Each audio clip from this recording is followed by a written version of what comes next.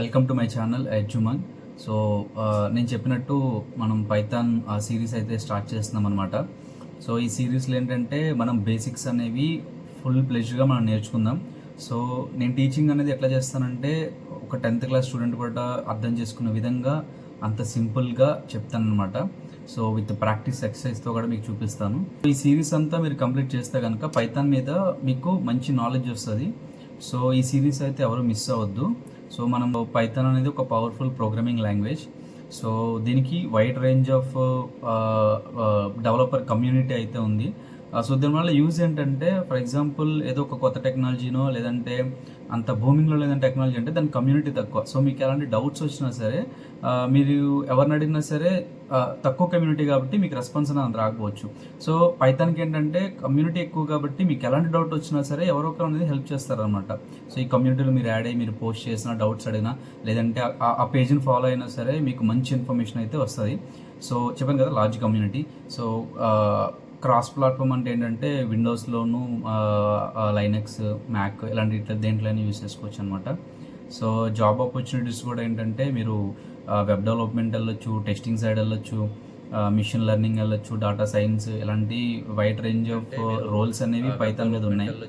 Next concept ఏంటంటే print statement.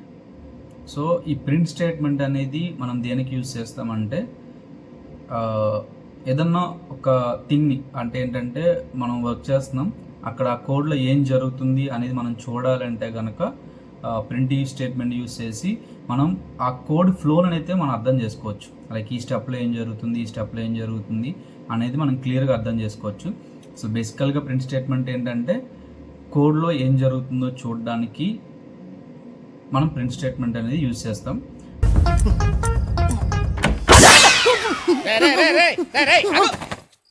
ఇదేమన్నా touring taxi అనుకున్నా బొక్కలను చూస్తున్నావు. దీనివల్ల యూజ్ ఏంటి అంటే చెప్పాను కదా కోడ్ ఫ్లోని అర్థం చేసుకోవచ్చు, డీబగ్ చేయొచ్చు. ఫర్ ఎగ్జాంపుల్ మీరు ఒక 100 లైన్లు కోడ్ రాసేసారు, బట్ మధ్యలో ఎక్కడో ఎర్రర్ ఉంది, బట్ మీరు అది పట్టించుకోకుండా 100 లైన్లు కోడ్ రాసిన తర్వాత మీకు ఎర్రర్ వస్తుంది రన్ చేసినప్పుడు. సో అది మీరు ఎలా ఐడెంటిఫై చేస్తారు? ఇప్పుడు 100 లైన్లో ఎక్కడ ఎర్రర్ వచ్చిందని మీరు చెక్ చేస్తారు. అట్లా కాకుండా మీరు ఒక 2-3 స్టెప్స్ తర్వాత అవుట్పుట్ ఏమొస్తుంది అనేది మీరు ప్రింట్ చేసి చూసుకుంటే మీకు ఏంటంటే నెక్స్ట్ స్టెప్ ఎలా రాయాలనేది అంటే నెక్స్ట్ స్టెప్ ఈజీగా వెళ్ళొచ్చు అనమాట.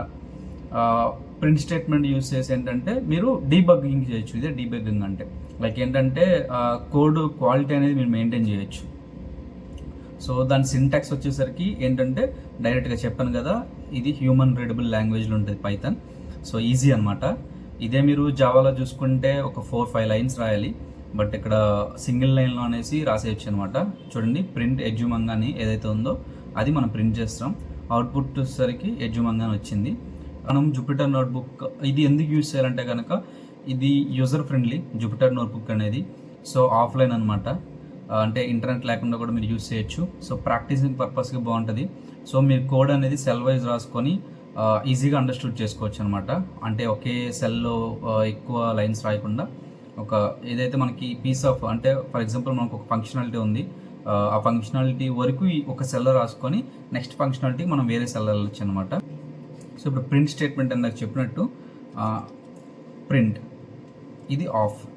సో ఇది ఫంక్షన్ ఏదైతే ఉందో మీరు దేన్నన్నా చూడాలి అనుకున్నప్పుడు కోడ్లో ఈ ఫంక్షన్ అనేది యూజ్ అవుతుంది. సో మీరు దీంట్లో నెంబర్ పెట్టుకోవచ్చు. 200 ప్రింట్ అయింది కదా, స్ట్రింగ్ పెట్టుకోవచ్చు. ఈ డేటా టైప్స్ అనేవి మనం తర్వాత చూద్దాం. ఇందాక నేను చెప్పినట్టు మన ఛానల్ని ఎడ్జుమన్. సో ఇది పెట్టుకోవచ్చు. సో ఈ ప్రింట్ అనేది మనం చాలా రకాలు కూడా యూజ్ చేయొచ్చు. మనం ఇది డైరెక్ట్గా చేస్తాం కదా. ఫర్ ఎగ్జాంపుల్ మల్టిపుల్ స్ట్రింగ్స్ కూడా మనం ఎట్ ఎ టైం అనేది పెట్టుకోవచ్చు అనమాట. ఎడ్జుమన్ యూట్యూబ్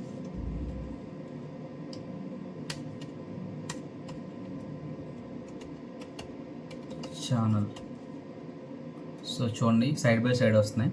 సో మనం ప్రింట్లో ఇంకోటి ఏంటంటే కనుక ఈ స్ట్రింగ్స్ పెట్టుకోవచ్చు అనమాట. లైక్ ఏంటంటే మై ఛానల్ నేమ్ ఈజ్ అని చెప్పి మనం స్పేస్ ఇచ్చి ఎడ్జుమంగ్. చూడండి స్ట్రింగ్స్ అనేవి సైడ్ బై సైడ్ వస్తున్నాయి కదా. సో మనం ప్రింట్ని ఇంకో విధంగా ఎట్లా వాడచ్చు అంటే కనుక for example EDU edu space MANG. So మనకి ఈ స్పేస్ కాకుండా ఇంకేదైనా స్పెషల్ క్యారెక్టర్ లేదంటే ఏదైనా ఒక సపరేటర్ పెడదామని అనుకుంటున్నాం. సపరేటర్ అనే ఒక ఆర్గ్యుమెంట్ ఉంటుంది. సో దానికి వాల్యూ మీరు ఏది మధ్యలో రావాలి, ఫర్ ఎగ్జాంపుల్ హైఫన్ పెడుతున్నాను. సో ఇది మీరు ప్రింట్ చేస్తే ఎడ్జుమంగ్ అని చెప్పి మనకి మధ్యలో ఏదైతే సపరేటర్ ఇచ్చామో అది వచ్చింది.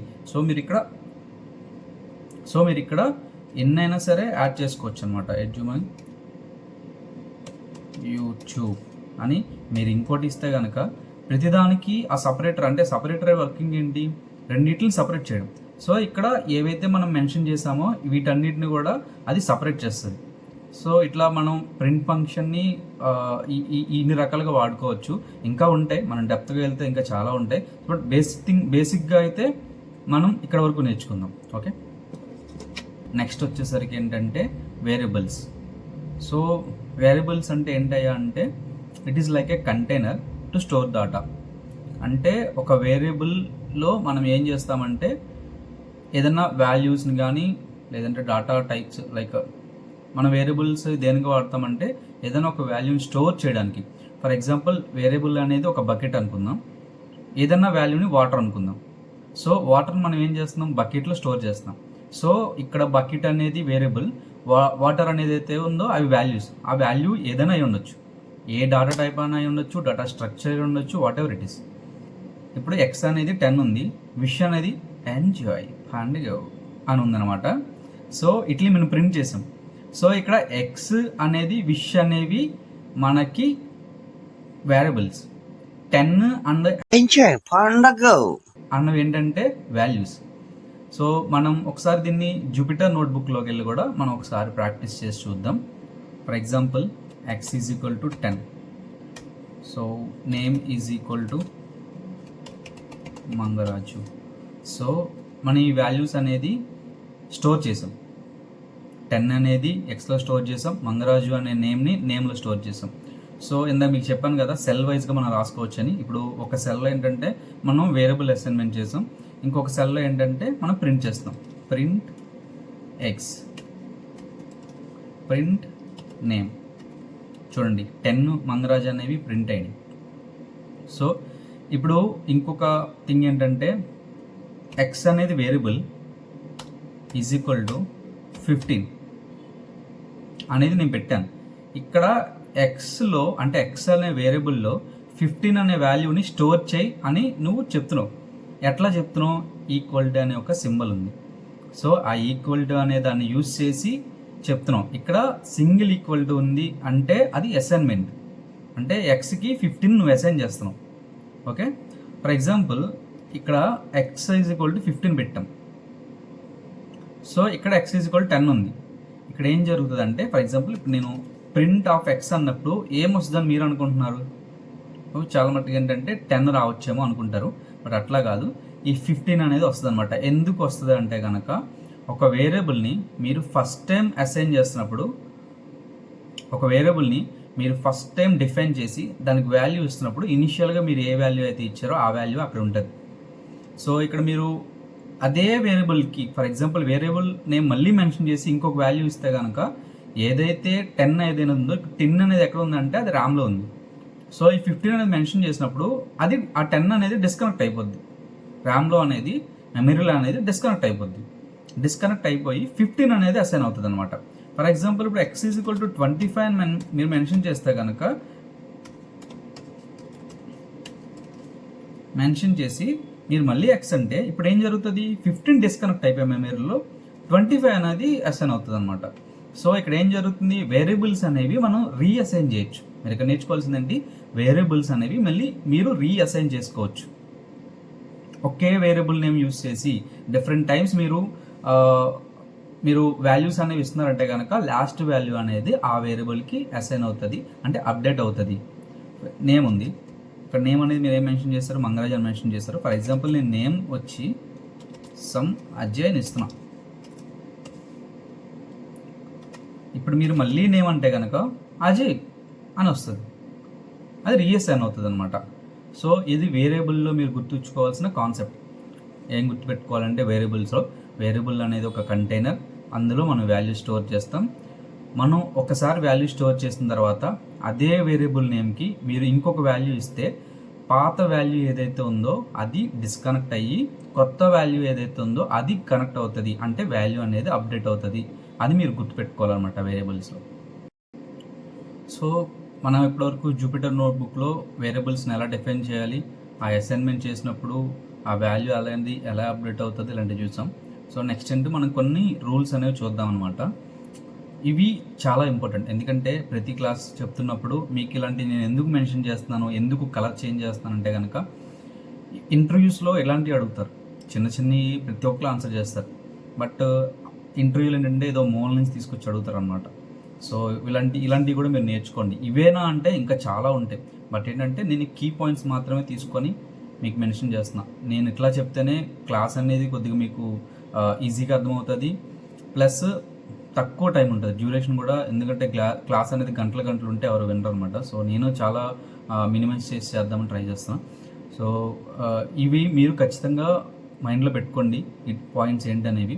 సో వేరియబుల్స్ అనేవి ఖచ్చితంగా లెటర్స్తోనే స్టార్ట్ అవ్వాలి. Either it is a capital letter or it is a small letters. So variable names అనేవి నెంబర్తో అసలు స్టార్ట్ చేయకూడదు. సో పైథాన్ అనేది కేస్ సెన్సిటివ్. అంటే ఏంటంటే క్యాపిటల్ ఏ, స్మాల్ ఏ ఈ రెండు ఒకటి కాదు, వేరు. పైథాన్ దృష్టిలో ఈ రెండు వేరు. So case sensitive. సో ఇక్కడ మెన్షన్ చేశాను కదా, మైవేర్ అండ్ మైవేర్. చూడండి అక్కడ వి అనేది క్యాపిటల్ స్మాల్ డిఫరెంట్ ఉంది. సో అది డిఫరెంట్ అనమాట. పైథాన్ అనేది ఆ రెండింటిని వేరువేరు చూస్తుంది. మన ప్రొనౌన్సియేషన్ ఒకటే చెప్తున్నా సరే పైథాన్ వేరువేరుగా చూస్తుంది because of the capital and small letters. Reserve words కొన్ని ఉంటాయి. ఇందాక నేను చెప్పినట్టు ప్రింట్ అనేది ఒక రిజర్వ్ వర్డ్. ఇంట్, ఎస్టీఆర్, స్ట్రింగ్ ఇలాంటివి కొన్ని ఉంటాయి అనమాట. ఇవన్నీ డిఎఫ్, డిఫ్ ఇలాంటివన్నీ ఏంటంటే కొన్ని రిజర్వ్ వర్డ్స్. పైథాన్ అనేది బై డిఫాల్ట్గా కొన్ని వర్డ్స్ని రిజర్వ్ చేసి ఉంచింది. అవి మీరు ఎట్టి పరిస్థితుల్లో కూడా మీరు వాడకూడదు. రిజర్వ్ వర్డ్స్ అనేవి మీరు వాడకూడదు. మీరు ఒకవేళ ఇవి వాడారంటే కనుక పైథాన్ అనేది దాని వేరియబుల్ నేమ్గా తీసుకోదు. రిజర్వ్ వర్డ్ ఏదైతే ఉందో ఆ రిజర్వ్ వర్డ్గానే తీసుకుంటుంది. అది మీకు ఎర్రర్స్ వచ్చే ఛాన్స్ ఉంటుంది అనమాట. ఇవి అనేవి మీరు ఖచ్చితంగా మైండ్లో పెట్టుకోవాలి వేరియబుల్ కాన్సెప్ట్లో.